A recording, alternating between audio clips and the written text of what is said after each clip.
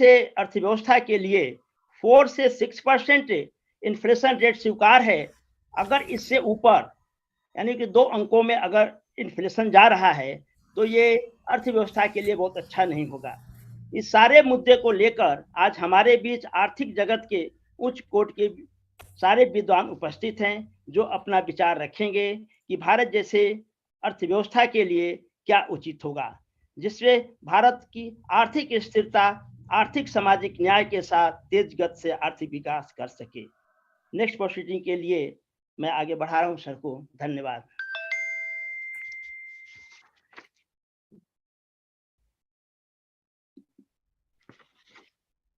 आप अस्थाना साहब म्यूटेड हैं अस्थाना साहब। Sorry. This meeting is being recorded. Thank you very much, Dr. A.K. Srivastava sir, for your kind words and the speeches for the DAR. मैं अब आगे की कार्रवाई के लिए अपन सोनिया दी, जो हमारे आज की प्रोग्राम की मॉडरेटर हैं, मैं उनको आमंत्रित करूंगा कि वे आए और अब नेक्स्ट प्रोग्राम जो है स्पीकर्स को उनको बुलाकर उनके बारे में बताएं और उनके बताएं। Doctor Sonia di, please take over the charge. Thank you. Thank you, Asthana sir. Good evening to one and all present for this conclave. I am Dr. Sonia Dheer, Associate Professor of Economics at Jagan Institute of Management Study, JIMS, Rohini, New Delhi. As per a report released by Morgan and Stanley very recently, India is on the track to become the world's third largest economy by 2027, surpassing Japan and Germany, and have the third largest stock market by 2030. Thanks to the global trends and key investments the country has made in technology and energy. Investing in India is a long-term theme and one that comes with its share of risks, including prolonged global recession, adverse geopolitical developments, domestic policy changes, lack of skilled labor, energy shortages, and commodity volatility. Nonetheless, India is already amongst the fastest growing economies in the world, having clocked 5.5% average growth over the past decade. The fact remains that 3 megatrends, global offshoring, digitalization, and energy transition, are setting the scene for unprecedented economic growth in the country of more than 1 billion people. Inflation, however, remains a major concern for every economy. High inflation is generally believed to be costly because it makes the price mechanism a less effective apparatus in allocating resources efficiently. One of the most important costs of inflation is the uncertainty it creates about future levels of inflation. Now, this uncertainty makes the decision-making of businesses and consumers more difficult and reduces the economic well-being. The inflation growth trade-off and the role of monetary policy in India have received renewed interests among policymakers and academics in recent years as persistently high inflation and weak growth happen to coexist. The conventional view is that inflation at low levels greases the wheels of the economy, while at high levels, it negatively affects the economy's allocative efficiency and growth. On this note, I welcome all our distinguished speakers for the day and kickstarts the conclave today. We have Professor Ghanshyam Singh Ji, President, Indian Economic Association, with us today. Professor Ghanshyam Singh Ji is a well-known entity in the area of financial management, environment, and labor economics. He has made rich contribution through his well-recognized research in these areas. Professor Singh has also held distinguished positions for committees like Skilled Labor Committee, National Minimum Wages Advisory Board, and many other organizations of the government. I welcome you, sir, and request you to please give your address. Professor Ghanshyam Singh Ji.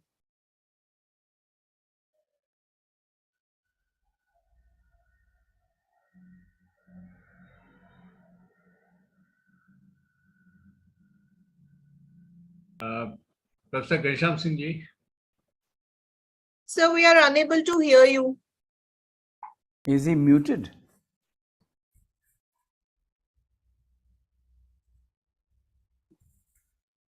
He is not muted actually.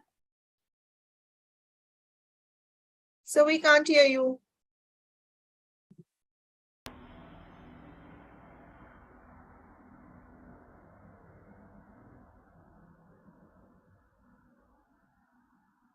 Good evening.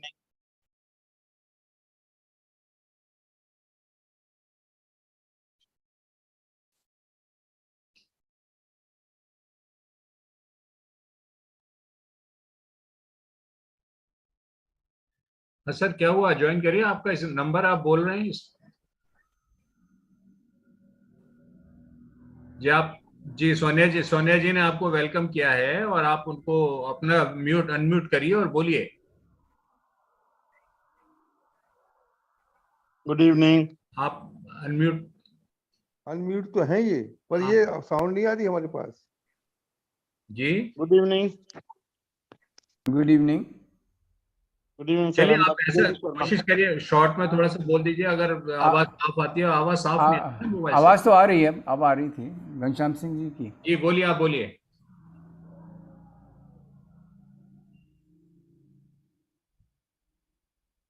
आप बोलिए, mobile से ही बोलिए sir.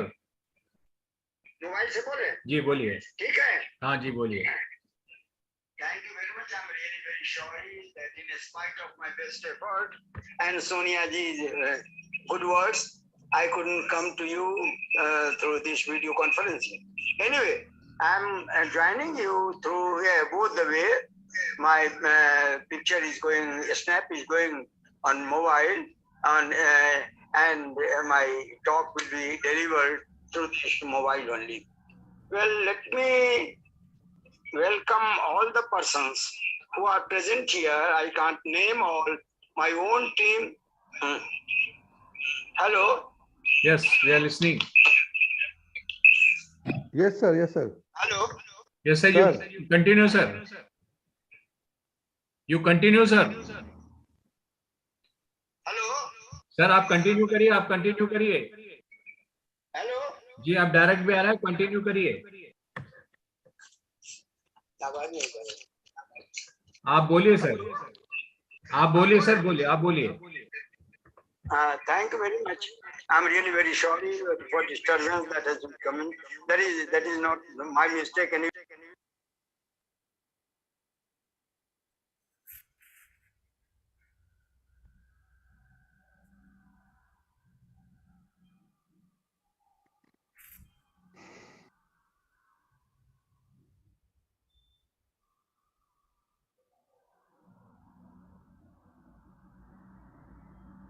Asthana sir, आप unmute हो जाइए, आपके phone से आवाज आ रही है सर की।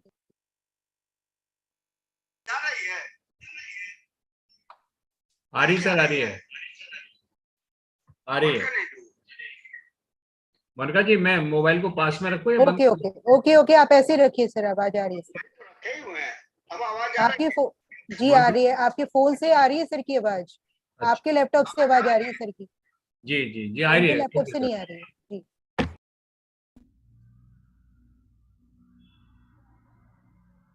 सर आपके फोन से आवाज आ रही थी सर की, उन्होंने आपका फोन डिस्कनेक्ट कर दिया। मेरे ख्याल से हम पांडे जी को इनवाइट कर लें। जी सर। पांडे जी को इनवाइट कर लीजिए। We have today Professor A.P. Pandey, Conference President, Indian Economic Association, former Vice Chancellor, Manipur Central University, and former Head of Department of Economics, Banaras Hindu University, Varanasi. May I request you to kindly address the audience today, sir. Hello, can you hear me? Yes, sir, we can hear you. Okay. So good evening to all. Good evening to all. Actually, today's topic is very important topic because there is a global crisis of inflation, and also war between Russia and Ukraine is going on. So in this situation, actually, this topic is very important for our discussion. As we know that according to Finance Ministry's monthly economic review, India is better placed on the growth, inflation, external balance triangle for year 2022-23. The downward movement of global commodity prices, along with the RBI's monetary measures and the government's fiscal policies, are expected to curb inflation pressure in the economy, and in the coming months, it is expected that this will remain the same. Since the prices of important raw materials, especially building materials and others, such as iron ore, this copper and tin, that are हाँ sir, मैं ये कह decreasing, रही हूँ, मैं अभी and नहीं निकल the पाऊंगी, 7 domestic बजे तक ये कॉन्क्लेव खत्म होगी सर, तभी आ पाऊंगी। Hello, can you hear? We can Yes, hear sir. you. Yes, sir. Yes, sir. Yes, sir. हाँ हाँ So- Continue. That these are, they are downward trending. So we can say that after July अच्छा, तो फिर 2022, पूछ we लो आप may एक say bar Jaswanti that sir से, inflation is और softening. नहीं तो फिर मैं देखती हूँ मैं किसी और को बिठा के आऊँ, यहाँ पे बड़ी प्रॉब्लम होगी। So Yes, sir. inflation is softening, I think, and नहीं since तो आप July उसको छोड़, हाँ वो 2000, कर दें तो ठीक है, नहीं तो छोड़ दीजिए, मैं मोनिका 7 जी, बजे पहुँचती हूँ। it was also Monica- added that retail inflation अरे बीच में कोई डिस्टर्ब कर रहा है। 0.7% in July 22 अच्छा एक काम from करती हूँ, 1 मिनट होल्ड करिए, मैं उससे 7.01% बात in करके देखती हूँ, previous 1 मिनट month. सर से बात करके देती हूँ, मैं उसको change मोनिका जी, आपका अनम्यूट करिए, म्यूट हाँ। करिए अपना। मोनिका नहीं, जी, पेपर म्यूट तो रेडी है, पेपर तो मैं भिजवाऊँ, किसी से भिजवा दूँ क्या? So despite of all these paper तो things, रेडी है। global headwinds in the IMF forecast that Indian economy to grow at a robust rate of 7.4% in 2022, the highest among the major economy of the world. So RBI projected 7.2% growth for the current fiscal period. So manufacturing touched 8-month high. So apart from Russia-Ukraine war, we can say that our economy has improved in many ways. So and we have also attracted FDI during this period, and FDI increased USD $13.6 billion. So although there is crisis in globally, but we can say that our economy is improving, maybe slower in comparison to the earlier one, but due to this Ukraine war, even this Corona crisis, we are improving satisfactory, we can say, and we go to the share markets because this economy's movement can be observed by the share market also. So recently we have seen that share market is improving and also Nifty has gone up. So we can say that although there is crisis, there is problem globally, but the Indian economy is moving in positive direction, and manufacturing are also improving, and there is a less unemployment decrease. So far as employment is concerned, the decrease in employment is less in comparison to other economies. So we can say that our economy is in a better position in comparison to economy of the rest of the world. So that much I can say for this present topic. Thank you. Thank you, sir, for your kind words and a wonderful address, touching upon the current global scenario as well as the macroeconomic scenario of the Indian economy. Okay. Thank you. We have with us today our distinguished speaker, Dr. Yogendra Narayan ji. Dr. Narayan is a retired IAS officer and was the former Secretary General of Rajya Sabha. He is currently the President of International Goodwill Society of India and Vice Chancellor of HND University, Srinagar. I request you for your address, sir. Thank you very much. Just a slight correction. I'm not the Vice Chancellor of Garhwal University. I'm the Chancellor of Garhwal University. Okay. We have a very active Vice Chancellor with us, and she's doing very well. So just a slight correction. The topic today is on inflation, investment and growth in Indian economy, issues and prospects. It's a very important topic, and I am very glad to participate in a meeting of the economists of India, members of the Indian Economic Association, who are going to give their views. It's very educative to learn what they say. It would be very educative for me if they also suggest certain strategies which the country should follow in the future. India, according to our Prime Minister, should become the third largest economy by 2047, that is when we reach 100 years of our independence. So that is the aim we have on growth. It should be the third largest economy in the world. Now, when we talk about growth and investment, I would like to draw your attention to the annual budget which was presented by our Finance Minister. She said, while presenting the annual budget for 2022-23, she emphasized that the budget continues to provide impetus for growth. This included big public investments for modern infrastructure and readying for India at 100, that is in 2047. So investment in infrastructure has become a major policy strategy for our government at present. Our Finance Minister also emphasized on productivity enhancement and investment, talking about sunrise opportunities, energy transition and financing of investments. Now, having completed more than 7 months in the present fiscal year, let us see what the independent private sector giants have to say about the economy and about the strategy being followed by the Government of India. Last week, Deepak Parekh, Chairman of HDFC, stated that the rupee's decline is not a reflection of fundamentals of the Indian economy, which is well poised to attain its $5 trillion goal in the next 4 to 5 years. He further stated that though GDP growth for financial year 2022 may be lower than 7%, but that is no reason for disappointment. What is important to note is the inherent resilience that is now embedded in the Indian economy.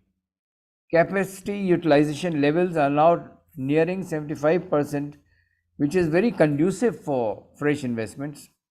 However, noting the gap between deposit and credit growth, Mr. Parekh emphasized that long-term savers are needed for long-term investments. It is very significant that today the Economic Times reports that the Sensex has risen to its ever highest level ever.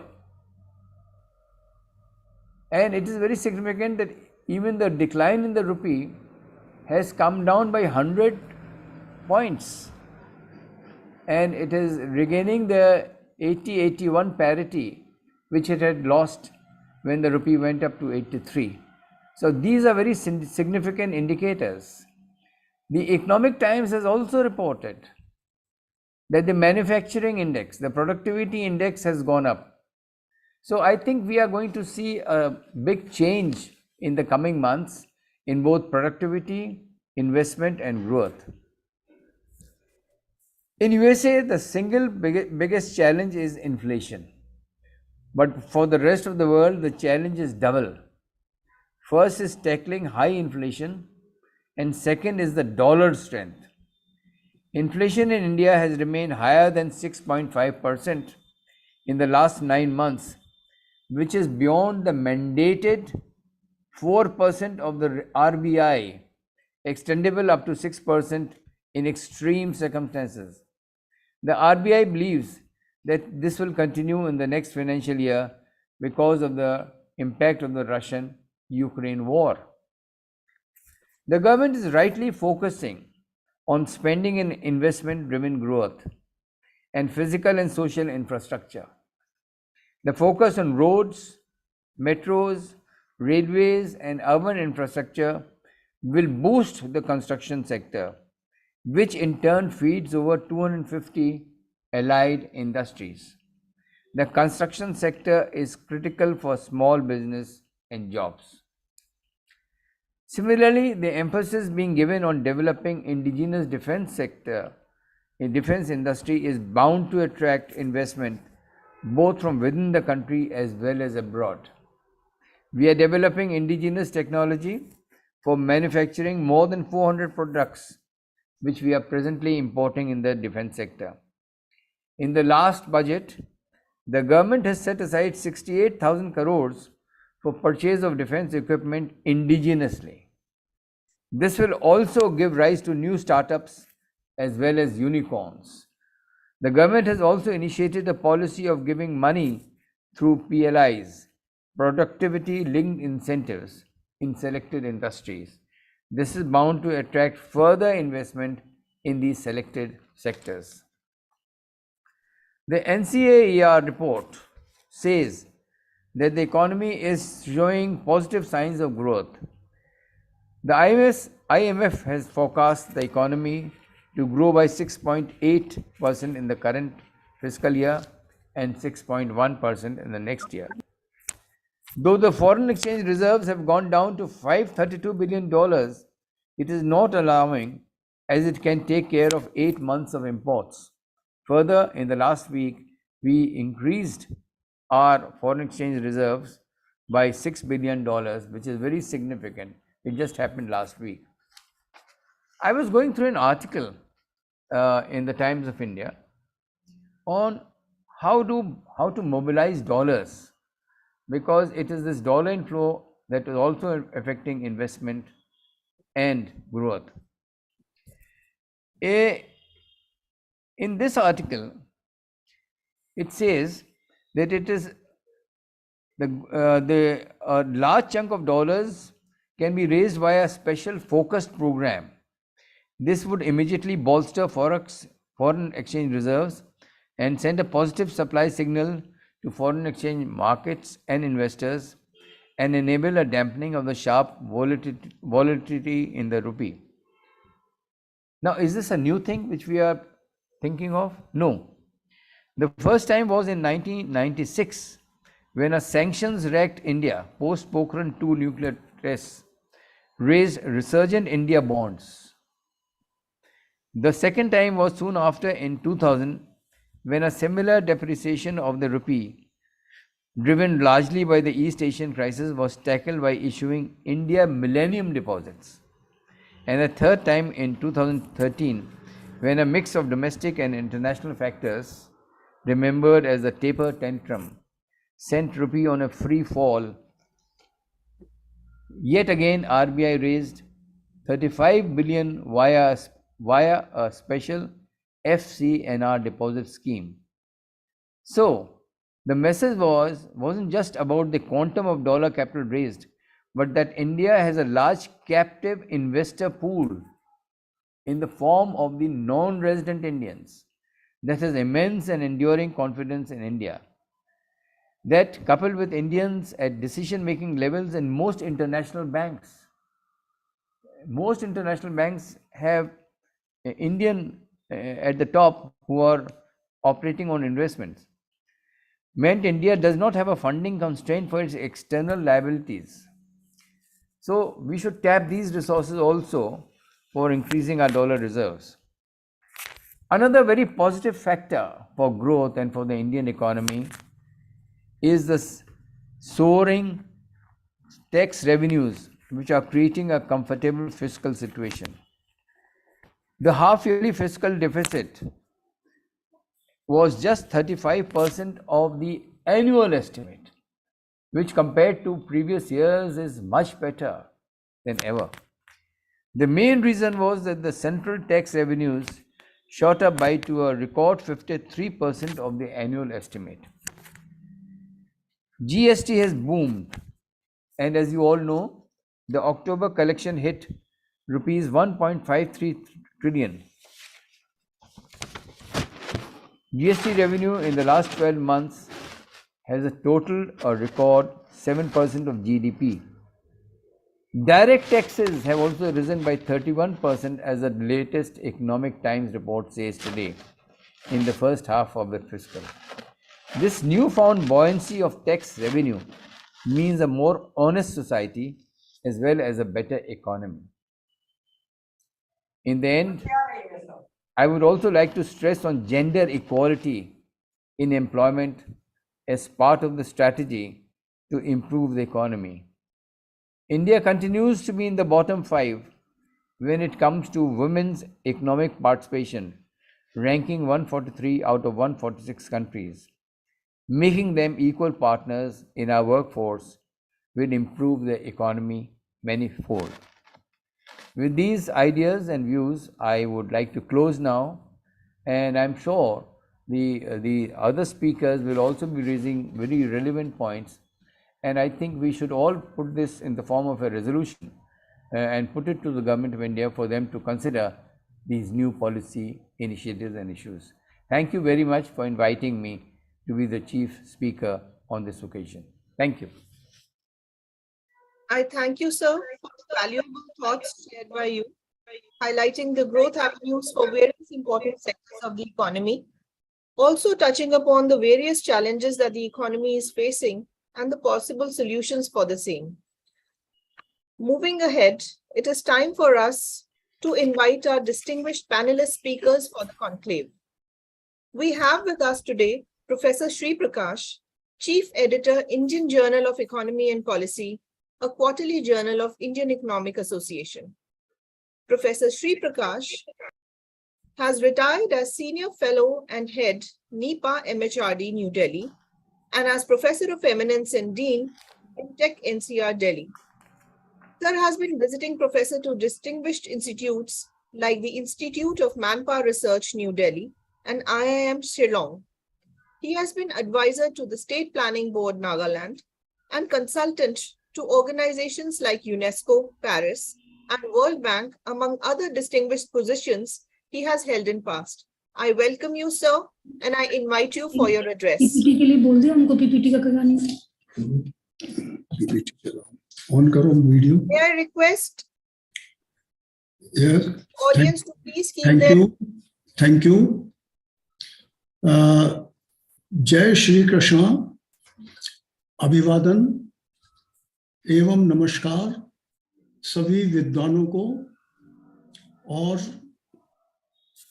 Indian economic association के पदाधिकारी और इस conclave के आयोजकों को बधाई एवं मेरी ओर से धन्यवाद मुझे ये निमंत्रण देने के लिए।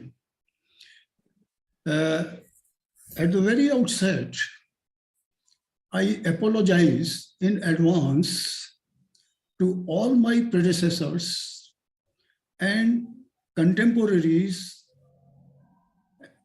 including young and emerging economists of India, for some dirty remarks that my presentation may include. Please forgive me.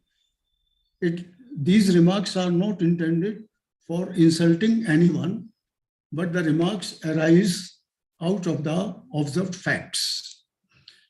My first observation is that we Indian academia, including economists, need to get rid of the intellectual slavery, intellectual poverty. I will not go into the details, but I have listed the logic and reasoning and the evidence in support of this remark.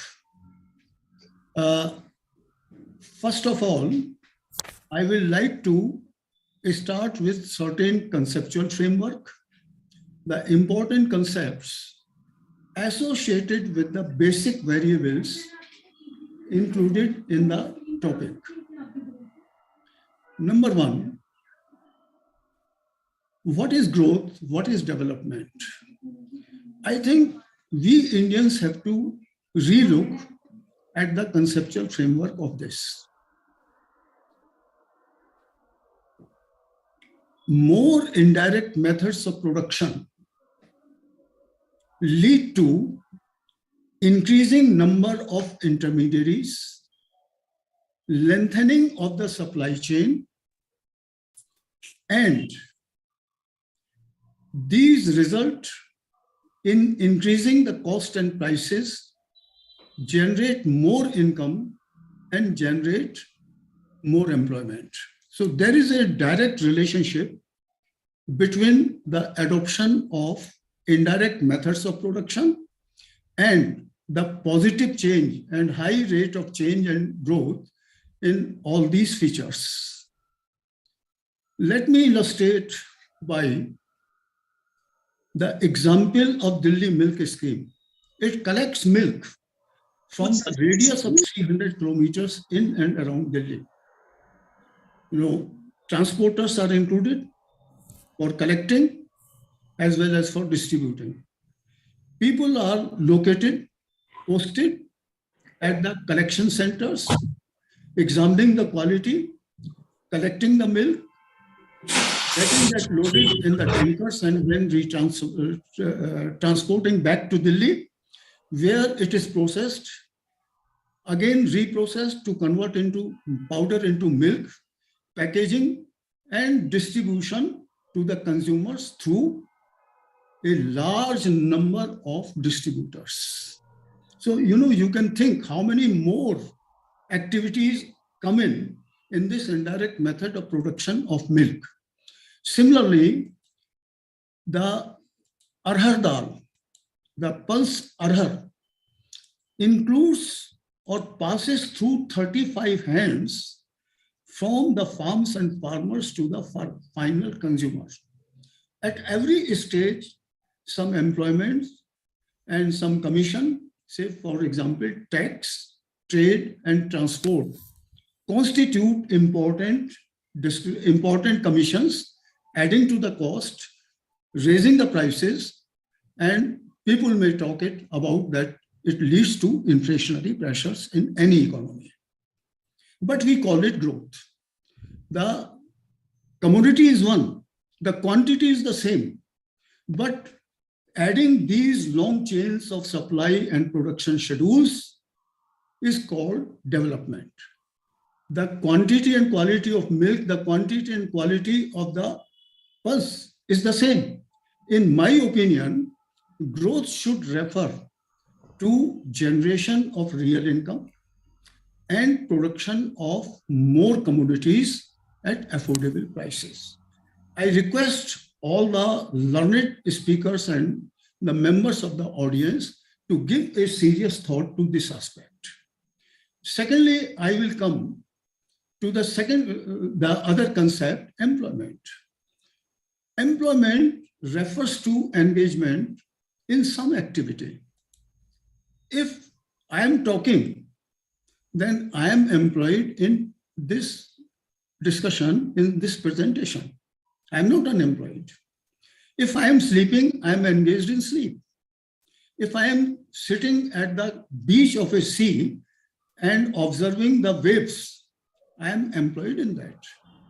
But according to the economic concept, engagement in only productive activities, question mark, production of what? Production of output. So if engagement is in productive activity and production is defined as the receipt of remuneration, generation of income. Now, the weakness of this concept, I will cite by an example. Long back, 1892-93, in his book, Principles of Economics, Alfred Marshall cited this example. If a nurse works at the hospital, she gets remuneration. She gets paid for it. But if she looks after the ailing husband, ailing mother, ailing father, ailing children, then she is not paid anything. This work of the nurse is unproductive. Most of the mothers are coaching their children, teaching them. So this work is unproductive. The person is the same, activity is the same, outcome is also the same. How do we call it unproductive? Simply because money is not paid. I think this should be counted. All the household activities should be counted as part of real income, and this imputed income should become a part of the GDP. So in the past, it was not the case. Many activities were being done by the members of the household. I will not cite examples. All of us know it. But now we find that at the level of the household, mother is teaching, no income, no development, no growth, no employment. If we engage the tutor, it is employment, it is adding to the income and the GDP. It is growth. The activity is the same, the outcome is the same, but it is not classified as growth and development. Why? So at the level of the household itself, there is a great deal of difference between the real income, if we include these household activities as a part of GDP, and the nominal income. I will cite an example. As an expert member of UNESCO, I was attending a couple of meetings, and there I learned this, that France is the only country in the world which prepares auxiliary accounts where the imputed income of the household work done by the husband and wife is treated as a part of GDP, and account in auxiliary account, these details are given every year. So my suggestion is that let us have a look at it. Why we should be like a slave, like a poor person, a poor intellectual? Why we should be following the leads given by the Western thought? In my view, the honorable exception to this were Dadabhai Navroji, whom we have defined as the founder of economics of underdevelopment. Professor Shah, C.N. Vakil, Brahmanand, Ambika Ghosh, P.N. Mathur, and above all, J.K. Mehta. But have a look at us. Have a look. What is the importance and what is the honor we have given to these economists? Except the academia, the government has not recognized. Have they been given Padam Shri, Padam Vibhushan, or anything? But if somebody becomes a government economist, he becomes great.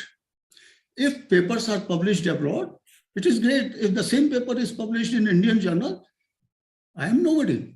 I am not an economist. I am not counted as someone important. So we have to have a look at it. Now, other aspect is that as an economy grows, food becomes costlier, including India. The proportion of GDP accounted by primary sector has declined to about 14-15%. At one time, it accounted for nearly 80%. Now, tertiary sector accounts for nearly 55-60%, and manufacturing 25-28%. These are the rough approximations. So when we consider these relationships, we may arrive at different type of conclusions and different type of inferences. What is inflation? If income increases, say for example, at 10%, and the prices increase at 5%, is it an inflation? Yes, it may be inflation, because not only the level of income, per capita income or gross income, whatever it is, but the pattern of distribution of income is also important from the viewpoint of inflationary pressures.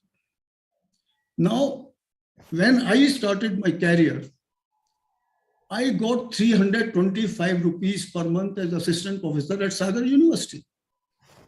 Now my pension is more than 1 lakh.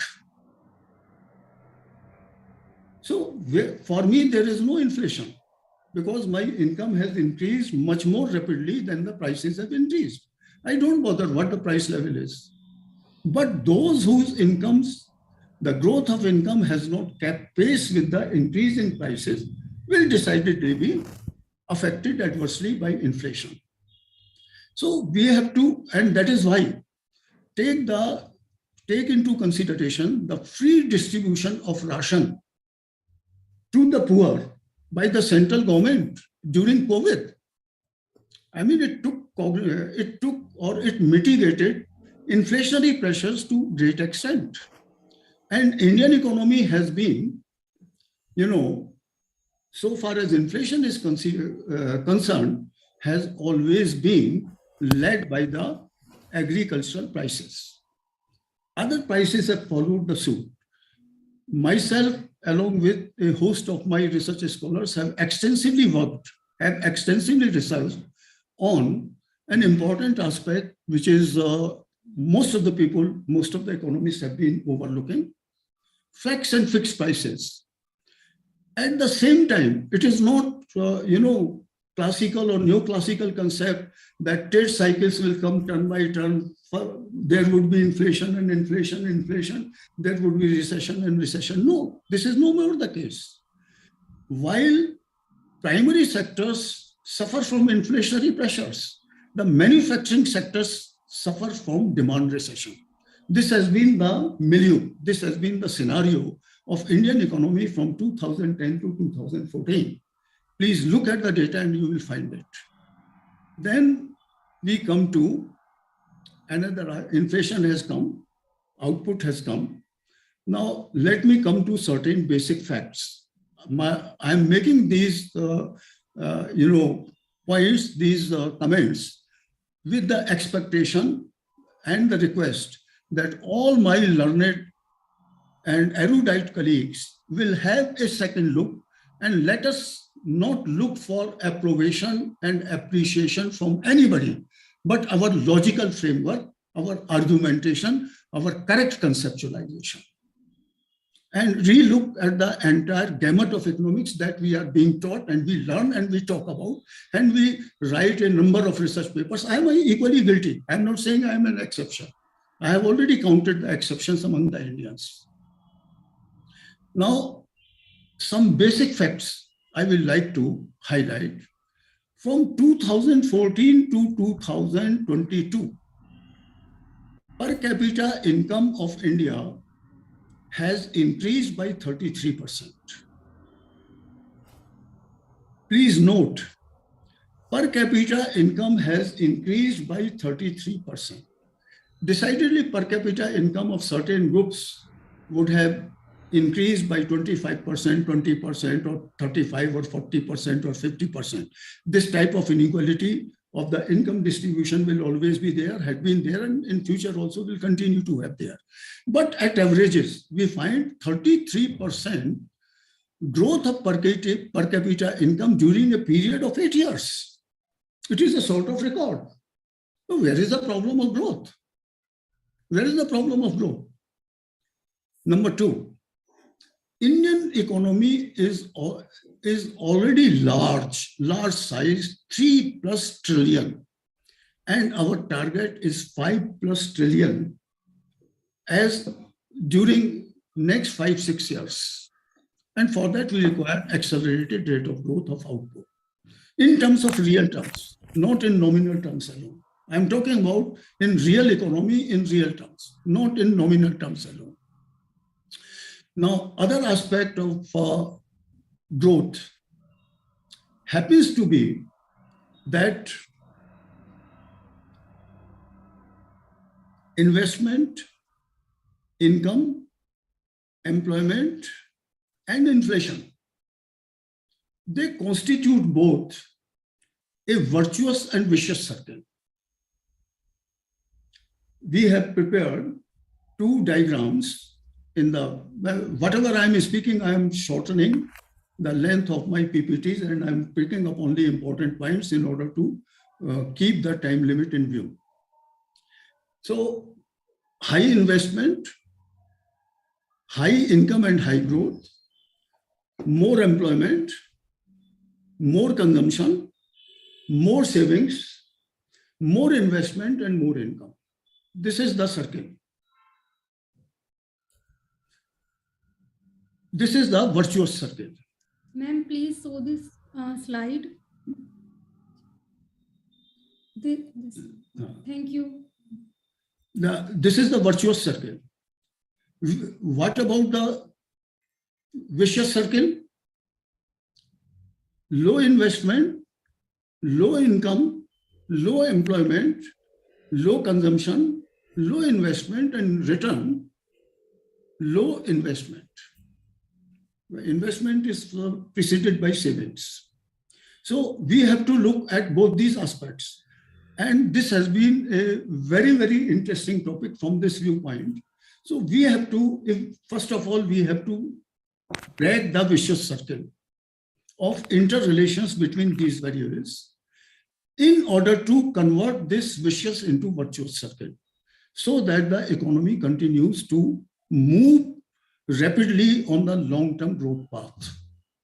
And let me share that long back, sometimes in the month of April, myself, Dr. Amit Sharma, he is now working in Norway, and Samit Sharma, we wrote an article published in Arunachal Times. We have analyzed the entire budget, and our projection is, number one, two things: statistical truth. Higher the value of the base, lower shall be the rate of growth associated with any particular number in the numerator. Because the economy has already crossed 3 trillion mark. So high rate of growth from minus 6.6% to 8.9% had the lower base, and the amount of change gave this. Because of lower base, the given amount of change gave us very high growth rate. Ma'am, please show the slide. Okay. Now, these aspects have to be kept in view. All these preceding views have guided me, and I have been helped greatly by Dr. Rebecca Donald and Harmesh. Her other name is Kritika. She's sitting by my side. Both of them have helped me great deal in preparing these slides. They will be available for consultation to anyone. Now, what are the rates of growth? 6.5%, 17-18. We have taken all the data from annual report of RBI. 17-18, 6.8%, followed by 6.5%, 3.41%. These are, I may be committing some error in approximation, and then minus 6.6%, and then 8.9%. On the basis of these, we have projected growth rate for the next year around 6 and 6.5%. That is our perception, which has come out in that article also. The summary of this we will be including in the second issue of Indian Journal of Economy and Policy. Now, let us have a look at what has been the process. 6.8, 6.5, 3.4, why? Why this decline? COVID, prolonged lockdowns, loss of jobs, especially by the blue-collar job workers. Secondly, in second round, working from the home. This was something new to all the workers, blue-collar workers being included, because production cannot take place online. Once they have mastered that, this negative growth has been turned into positive growth and other positive growth, 8.9%. So my perception is that Indian economy has already recovered from two very important crises, COVID, and it still persists globally to some extent in India also. More importantly, Ukraine-Russian war, GDP of Ukraine has declined 39% during this period of 2.5 years or so, approximately 3 years. Supply chains production and supply chains have been disrupted. Entire global economy is facing the food shortage of fertilizers, and sanctions against Russia have resulted in a scarcity of energy resources. Prices are escalating, inflation is very high, unemployment is very high. I am giving this as an backdrop of international scenario in order to consider our own performance.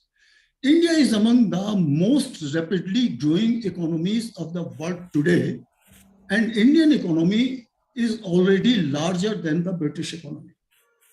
And that time is not far away when our economy will be larger than the economies of most of the European countries. Let's hope. That is my future perception. Now, let us see what has been, how much investment has accompanied these growth rates. 14.5%. Now, see the intensity of capital. In 2017-18, the production process was highly capital intensive. Consequently, capital productivity was relatively low. More than nearly 2.5 times of capital was required for producing a given amount of income or GDP. But once this initial investment has successfully installed fixed capital, our investment declined only to meet the working capital requirements, that is wages of labor and material maintenance, inventories, etc., etc. That accounts for the decline in the relative decline in the investment, and it has been accompanied by the decline in the growth rate also. So one direct relationship, I have several predecessors have spoken about the relationship between investment and growth. We have tried to quantify this relationship between all the four variables. Now let us come to what is next. Employment. Consumption. Consumption has hovered around 7%. 7% consumption, 13% investment, and 13% investment has been accompanied by how much amount of savings, etc. And this has not declined despite decline in the growth rate or investment. This has remained very stable. So I wonder, a sort of scenario of doom and despair is being created by so much halla gulla by some of our leaders. Oh, बेरोजगारी बढ़ रही है, महंगाई बढ़ रही है. भैया, where is महंगाई? अगर महंगाई बढ़ रही है तो कंजम्पशन तो कम होगा, लेकिन कंजम्पशन कम नहीं हो रहा. 17-18 से लेकर 21-22 तक consumption has remained very stable. So I will conclude that the Indian economy has been very stable. Have a look at employment. More than 18%. More than 18.5. Ma'am, please show the slide. Next slide. 18.32. 18.32% employment generated on the basis of slightly more than 13% of investment and 6.8% of income. It means the production process has been very employment intensive, highly employment intensive. And have a look at the next row. Rate of unemployment has hovered around throughout the period covered by this presentation around 5%, slightly a few points this there or here. So where is the question of increasing unemployment rate? Unemployment has not been increasing. It has been kept, it has been maintained at around 5%, more slightly more than 5%. Employment has increased continuously from 18 to 21%.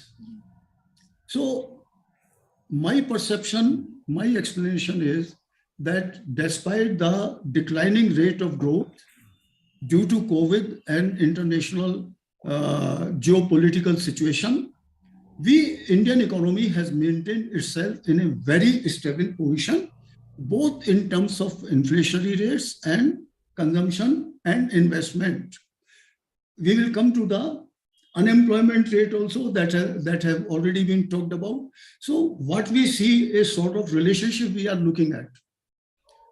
Increase in investment leads to increase in income, leads to increase in employment, decrease in or maintenance of unemployment at the same or equal rate. This is the direct relationship. And if this is the direct and positive relationship between the variables. If one declines, the others will also decline. If one increases, others will also increase. And we have to keep track of it. Rather than talking in air or talking on the basis of our preconceived notions or ideological biases. I want to be intellectually, mentally free from all these, cobwebs. Please, then what we have done, in order to further quantify, please show the next slide. We have calculated the elasticities. Now, I have already pointed out that investment elasticity of output or GDP. It is 0.48. 0.48? 468. 468. 0.468, roughly 47.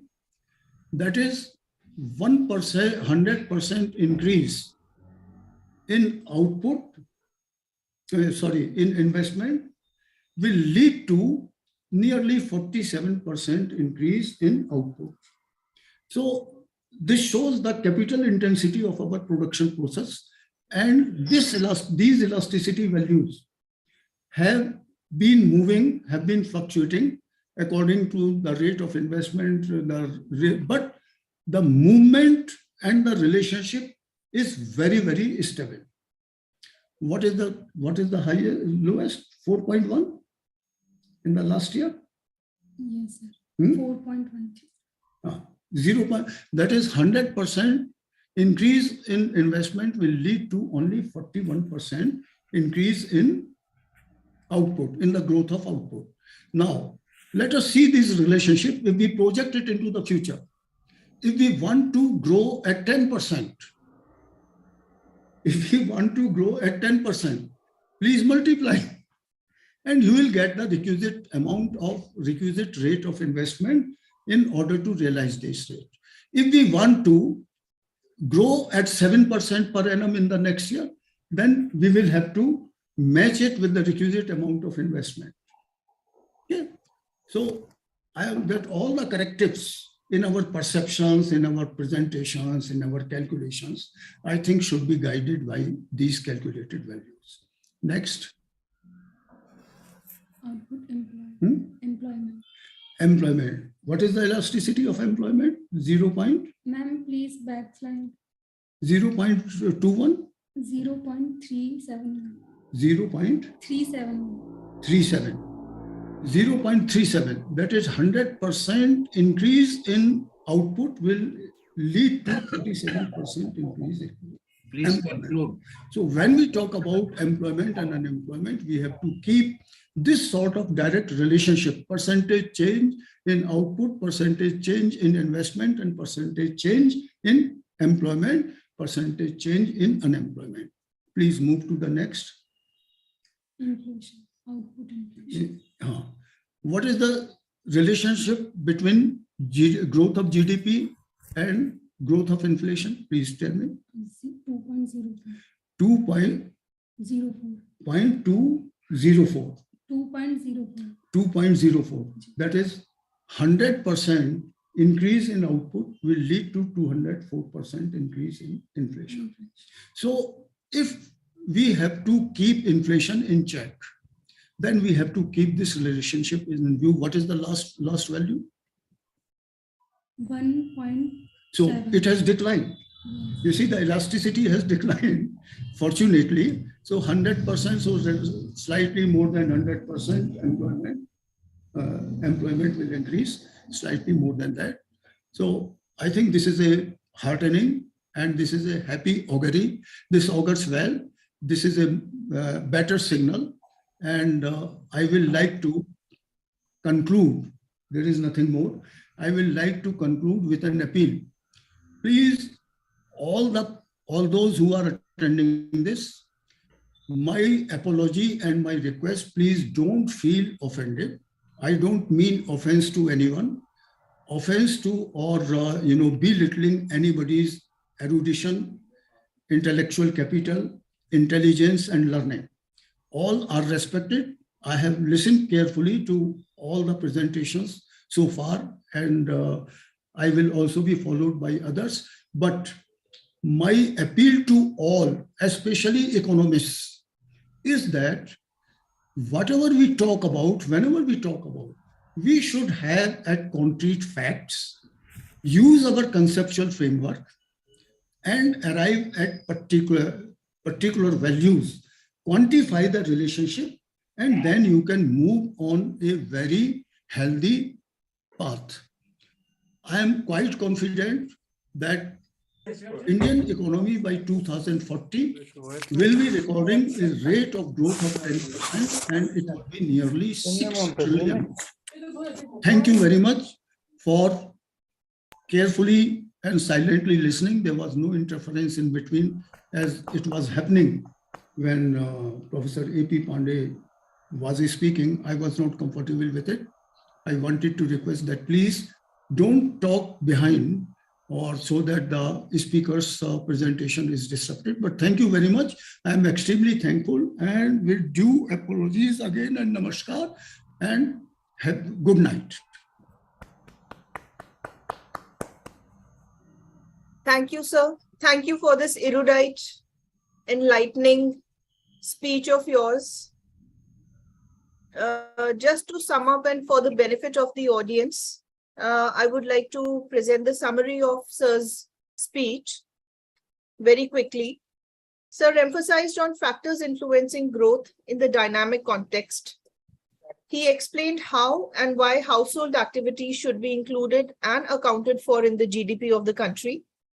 Explaining the concept of inflation, he highlighted that both level and pattern of distribution of income among sectors and social segments is important from viewpoint of inflation.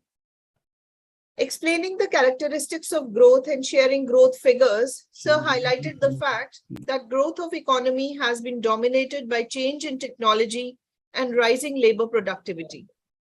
Sir threw light on vicious and virtuous circle of growth, explaining interrelations between inflation, investment, and growth, emphasizing on the stability of the Indian economy all along since the year 2000.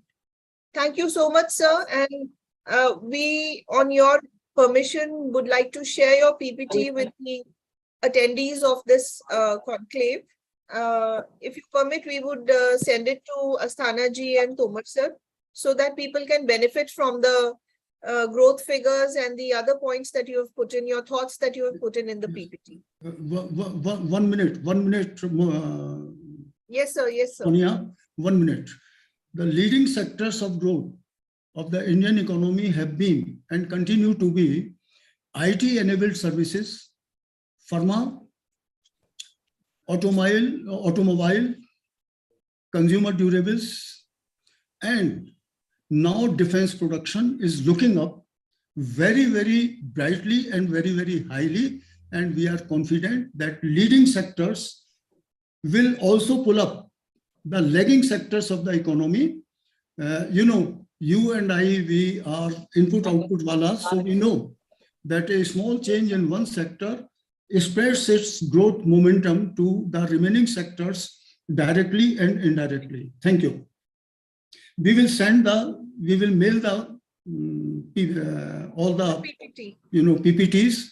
You will have many more details about it in the write-up than what I spoke. I try to, economize on time. Sure, sir. Moving on with the session, we have with us Professor Sudhir Kumar Sharma, Pro Vice Chancellor, SRKU Bhopal. Professor Sharma retired from Chaudhry Charan Singh University as Professor of Economics. He has a proven track record of implementing advanced administrative processes, establishing modern curriculum, and supervising research projects. I invite Professor Sharma to share his thoughts on the topic.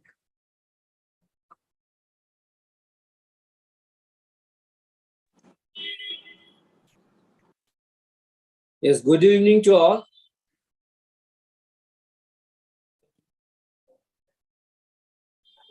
Audible? Yes, sir, you are audible. Good evening, sir. You are audible. Okay.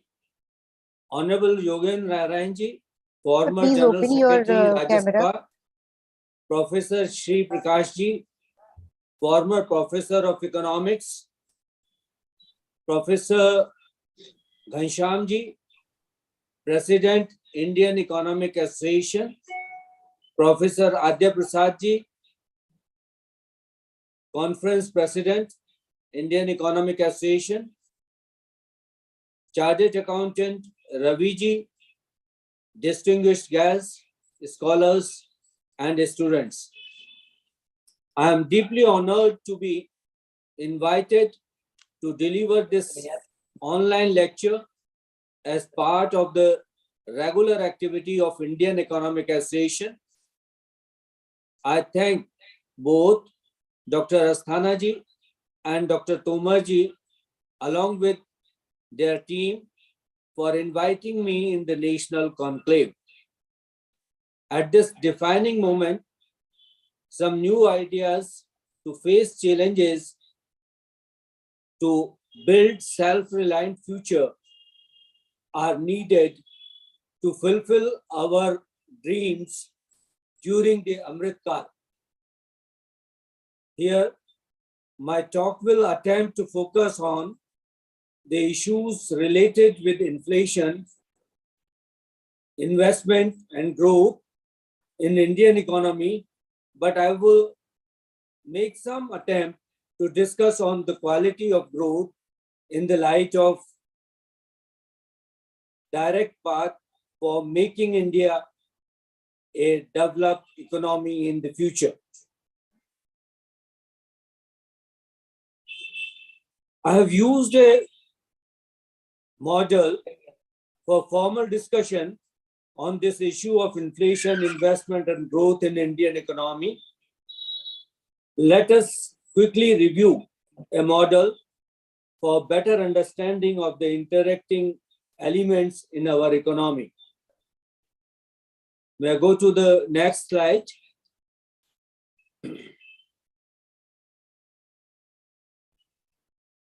Sir, can you All we please know that open your video? Can you please open your video, sir?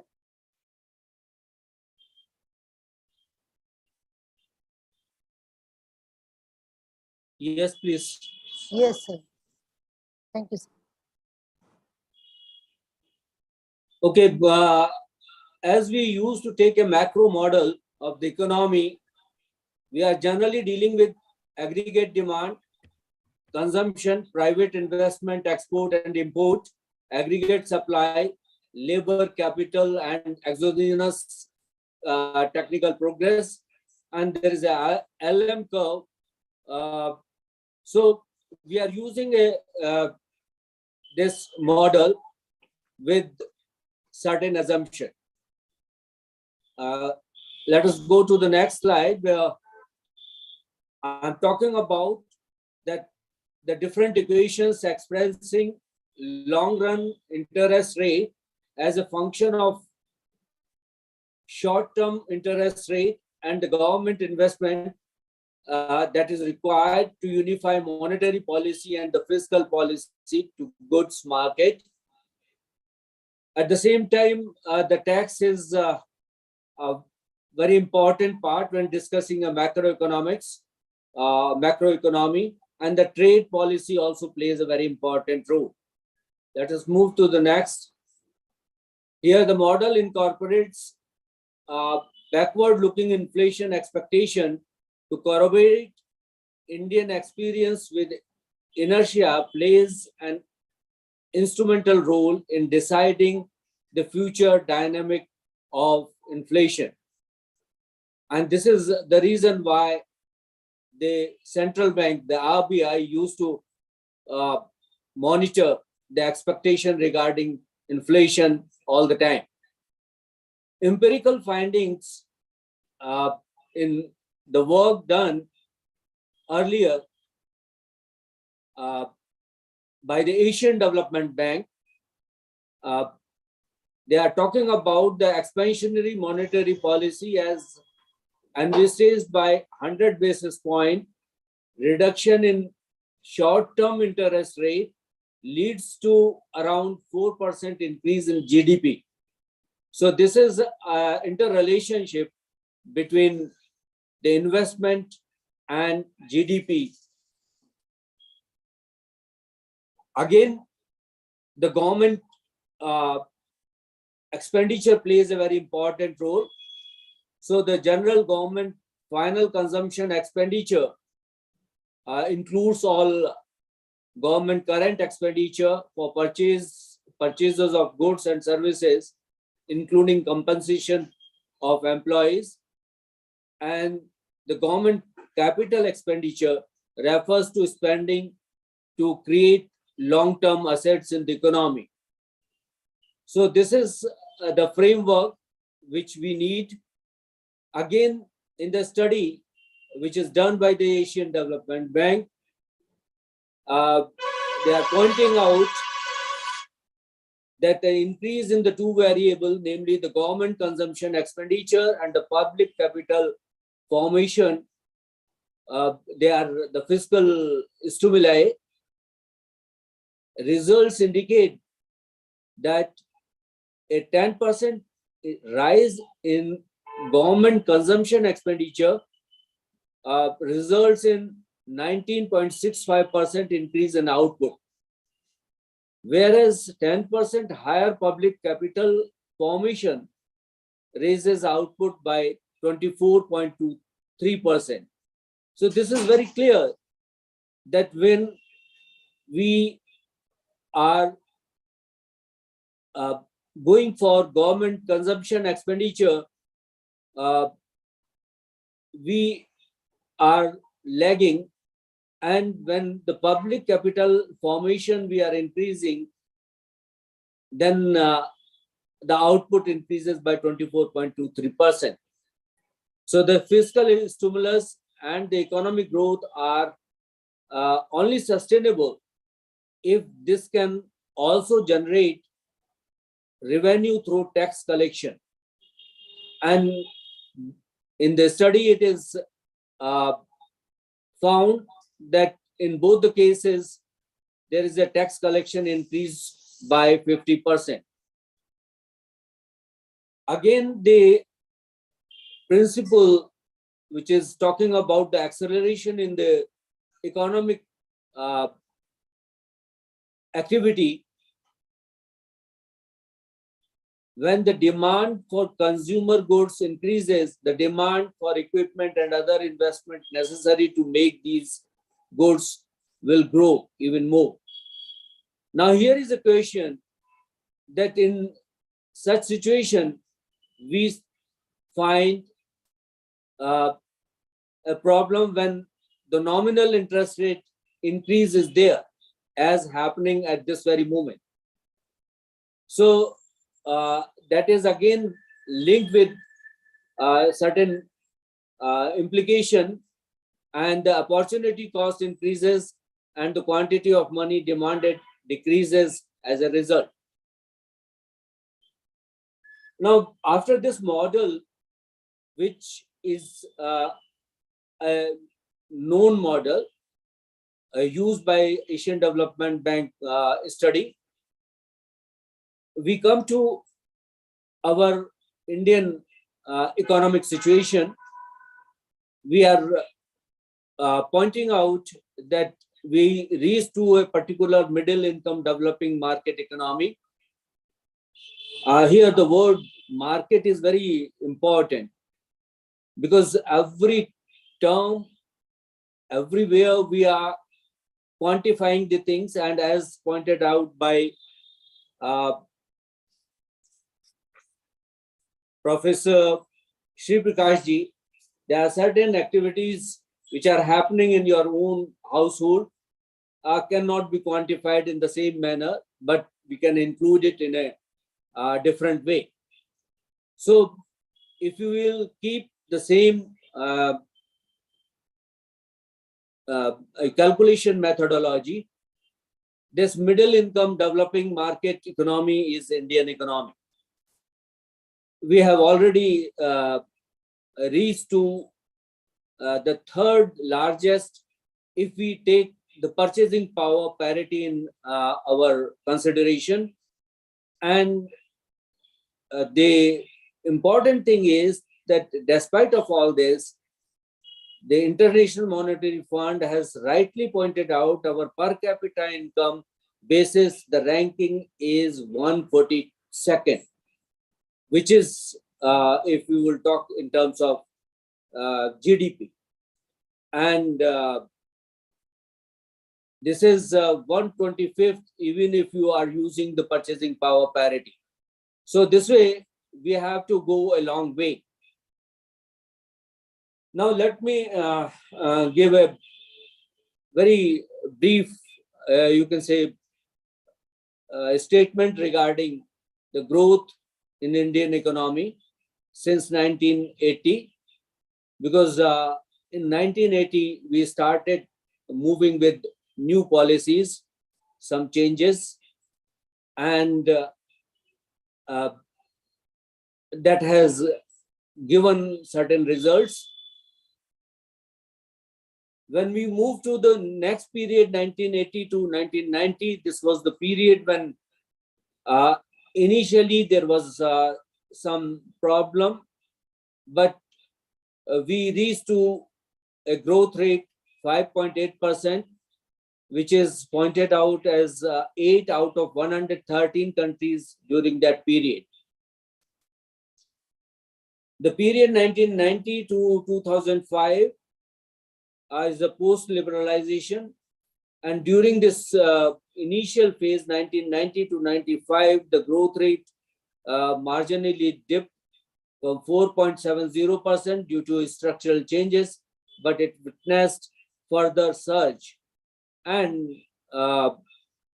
followed by a consistent 5.65% growth,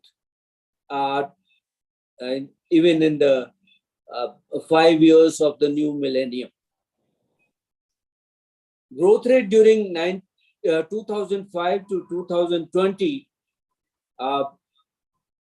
here we are in a better position, and only due to some subprime market crisis, there was a dip in the growth rate.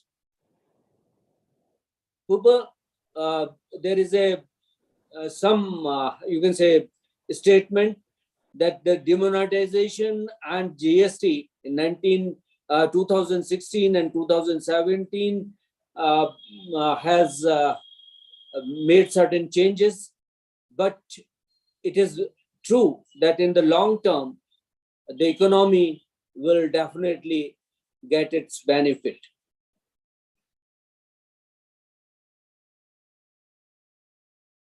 When we are talking about how the primary, secondary, and tertiary sector, their size, that the contribution changed, the services sector played a very important role. But here, when we compare with China, we find that we have missed one stage in which our secondary sector should have done better to make the future growth even more sound. Indian economy skipped the secondary sector. And the second thing is the growth in the tertiary sector cannot thrive if there is no growth in primary and secondary sector. So we have to take a lesson from this kind of change in the economy. These are the macroeconomic indicators which I have taken from the report.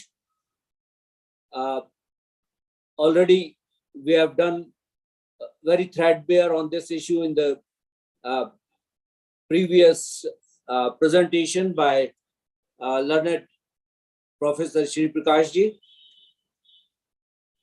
Now the growth rate of GDP when we are looking for 2020 onward,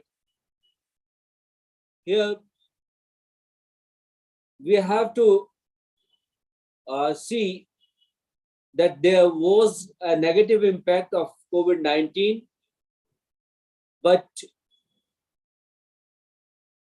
the leaders and the economists combined together took a right step, and on 12th May 2020, government announced the Atmanirbhar Bharat package, a special economic comprehensive package of 20 lakh crores, which made a very significant change in the infrastructure and the morale of the people of the India. India is proposing to integrate, this is a thing which has happened, the infrastructure where we were very weak. Now, the Prime Minister Gati Shakti National Master Plan that is already in action, 1 year is completed. It was related with connectivity, multimodal connectivity, which is required in the economy for improving the efficiency, and this plan will go a long way in making our local manufacturer globally competitive. This will also develop new possibilities for creation of future economic zones. So the strength of the economy will definitely be manifold because of such important changes in infrastructure. India offers policy stability, transparency, and consultative process of governance to incubate investment and is the place to be for investors. And this is the statement given by our Finance Minister Nirmala Sitharaman ji. The reference in Economic Times is there.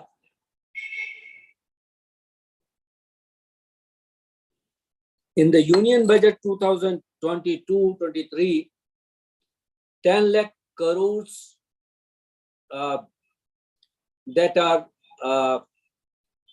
allocated for infrastructure sector.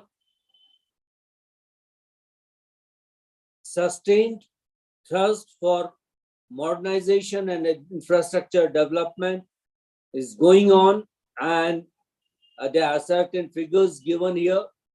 The capital allocations pertaining to modernization and infrastructure development of armed forces has been significantly increased to rupees 1.52 lakh crores. And this will definitely substitute what we are importing from the rest of the world. Not only this, the overall capital budget reflects the government's resolve towards sustainable enhancement of modernization and infrastructure development, and also towards achieving the objective of Atmanirbhar Bharat. The government expenditure in India was over 71 trillion Indian rupee in financial year 2022. This was estimated to go up to over 128 trillion rupees by fiscal year 2028. So the investment and you can say the efforts to improve the growth rate and to correct wherever we lack in the infrastructural design that is being done in 2020 onward. When we see the data regarding the growth rate, it is changing because of the Ukraine and the global the Russia invasion on Ukraine, and the global monetary tightening, especially the United States, what they are taking this step to control their inflation and unemployment in their economy is affecting the rest of the world, and naturally the India and the other countries have to take remedial action. The private investment growth is likely to be dampened by a heightened uncertainty and higher financing costs. This is very clear, keeping in mind the oil prices and as well as the Russia-Ukraine crisis and the American stand. Reserve Bank of India too decided on the basis of the available data, a change in their growth rate to 7.2%. It was 7.8% earlier. The real GDP grew by 13.5% in the first quarter of the financial year 2023. So this is a feature which is indicating that the steps taken by the Indian decision makers are creating the results.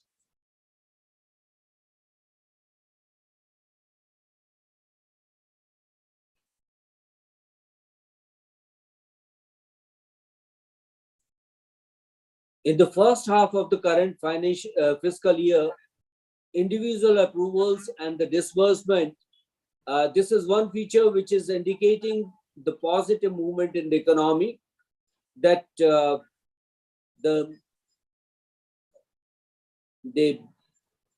35 to 36%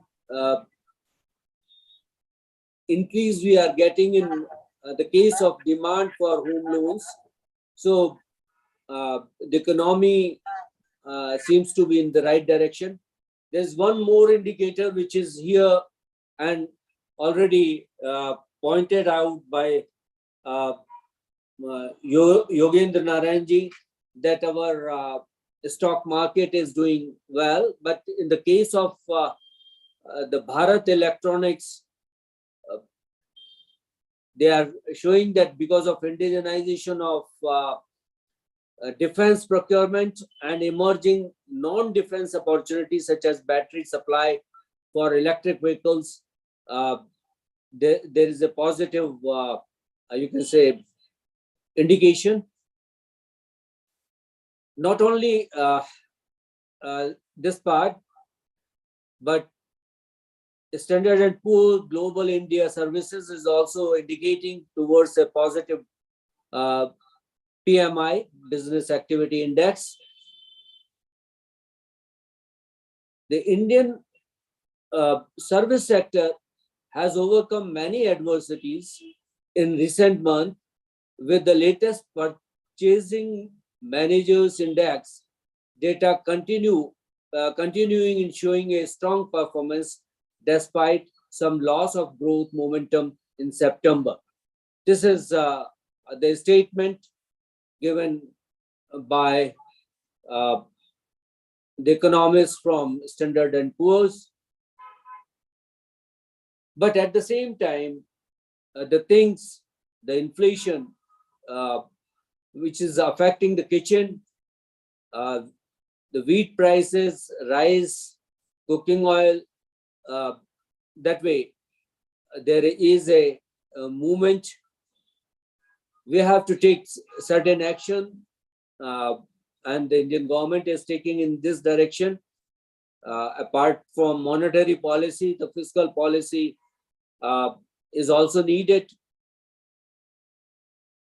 to especially keep the supply chain in a better position. The supply side efforts can support monetary policy in reducing inflation. Policies to prevent supply shortages will ease pressure on inflation as demand recovers, and include upgrading transportation infrastructure, pandemic preparedness, and creating more reliable and resilient supply chains. Long-lasting supply shocks may also necessitate policy response. So this way, we have to tackle the problem, because the inflation, if it is of inertial nature and continued at a high level, will definitely affect adversely to the whole economy. So it is very necessary to keep subjective psychological expectation regarding inflation controlled, as the government and the RBI doing repeatedly. There is again a issue which is related with change in the monetary policy of United States, which may lead to international capital flows. So here too, the capital flow management measures are required, and that is very essential. Again, there is a section which comes under very poor section of the society. When the price rise is there, we have to pointedly and with a target make some attempt to help them to overcome this change in prices. The rupee depreciated. It is already pointed out and repeatedly said that the rupee depreciation is not a very significant issue, because the reserve portion is good. At the same time, the international investors are also coming to India because of the tardy growth in some of the sector in China. We can also make changes in our academic, you can say, curriculum,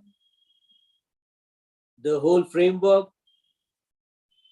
We can make changes in our business climates, The digital infrastructure is also, if it is robust, as we are talking about at the international level, the e-governance.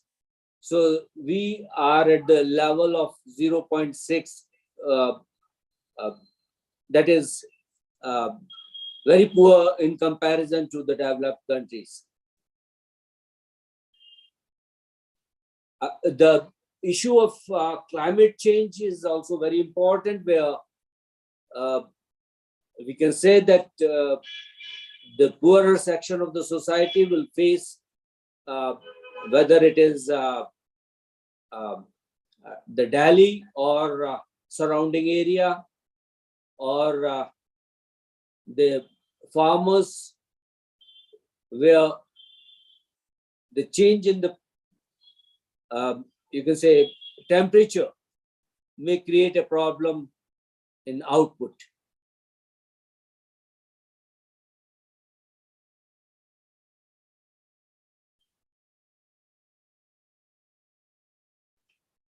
But one very important point which I want to highlight and stress, the most important thing, as pointed out by Sandra Susher, she's a professor of management at Harvard Business School, the trust matters in every economic sense, from a business to a country. It can be built, strengthened, and regained. So this is also a very important part, keeping all other things in the economy well. We have to build confidence, we have to build trust, the mutual trust, to make and to overcome all these hurdles which are present in front of the country India to become a developed country. With these words, I am finishing that Ek Bharat, Shresth Bharat, and we have to take the mantra.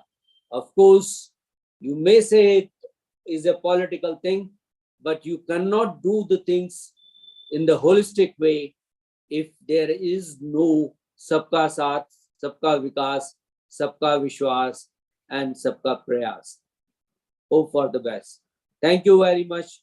Wow.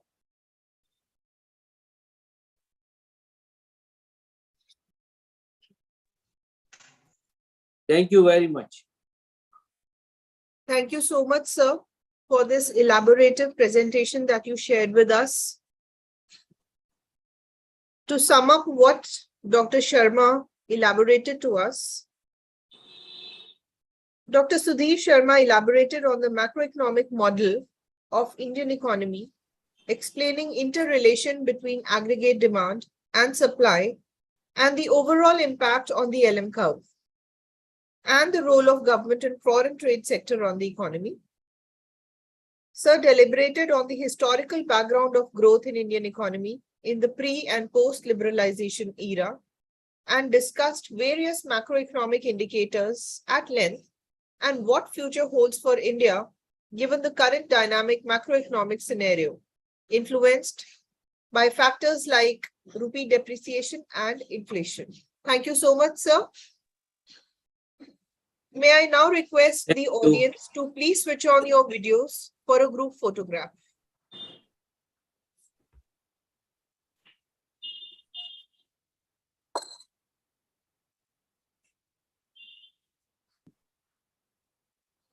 I would like to request the audience to please switch on your videos.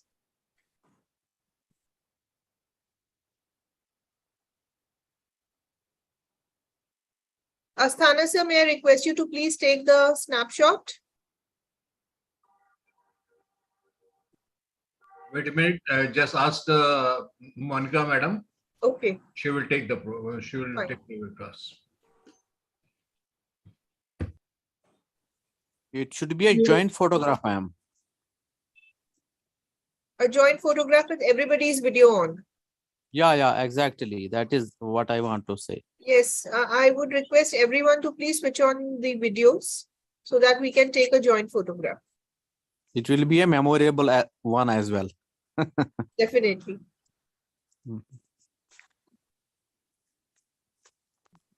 Madam, But I request the organizers to organize some offline program as well. Asthana sir, you are muted. Yeah, it's done, sir. It's done, ma'am. Thank you so much. All right.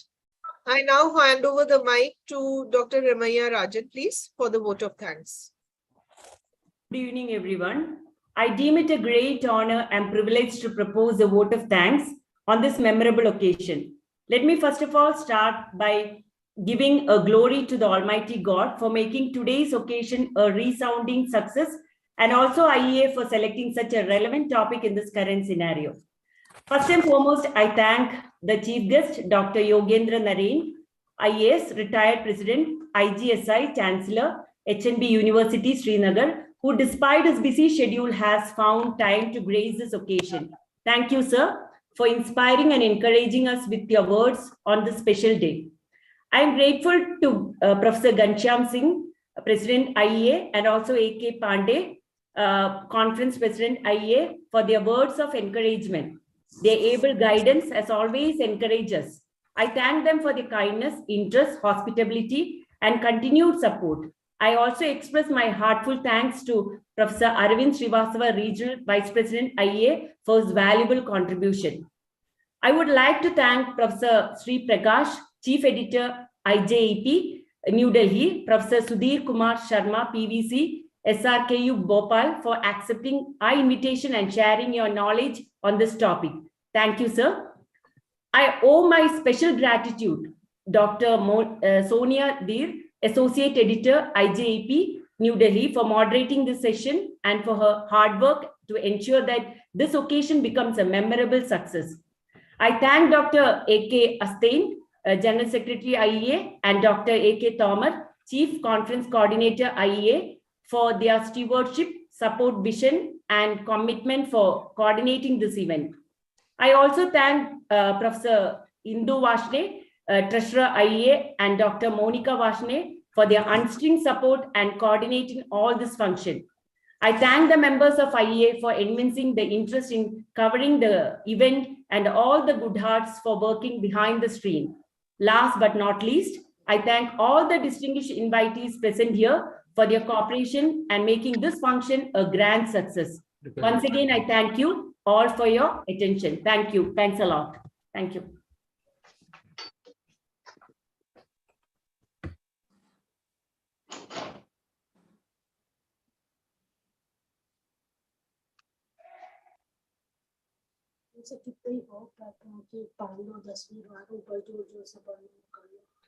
Thank you, Ramaiah Rajan ji, for your kind words and very good words of thanks to all of us. Thank you very much. With the permission of Dr. Tomar, I think Dr. Tomar will also say something about the next conference also. I asked Dr. A.K. Tomar to give some words for next conference, our physical conference at Balasore. So give some words to them. Dr. A.K. Tomar, please. Yes, sir. I am audible, sir. Yes, sir. Thank you to all for attending this conference, this conclave, and thank you to Dr. Ramaiah Rajan for the vote of thanks. She presented very well. Here I want to announce that we are organizing a offline conference at Balasore, annual conference 105 at Balasore, FM University Balasore. So you all are cordially invited to attend on 27th December to 29th December 2022 at Balasore. So good wishes to all.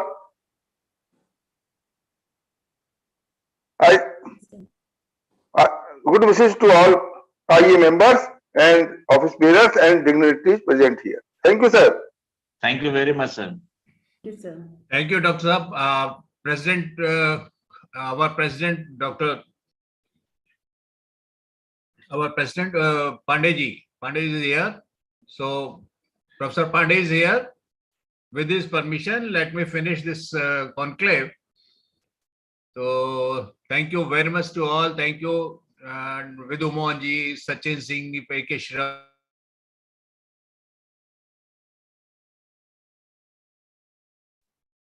Sir, your voice is not coming. You have not muted. Asthana sir, your voice is not coming. I think. Sir, with the permission of our President, Pandey, I ask to conclude this conclave, and thanks to all participants who take part in this conclave. I think Dr. Monica, you have taken the picture also. Yes, I have taken. You have taken, good. Okay, So, goodbye. When is the next? When is the next all. session? It is also running on the YouTube, live. It is running on the YouTube also. And the next time you will see on the YouTube, and recorded is there. So thank you Sir, very when much. is the next session? Good night. Hello, sir. When is the next session? We will inform you, sir. Okay, thank you. Thank you very much. We will let Thank you. you very much, sir. Thank you very much for such It a was an wonderful lecture. interesting Thank you, session. sir. Thank you. Okay, sir. Good night to all. Good night to all. Good night, sir.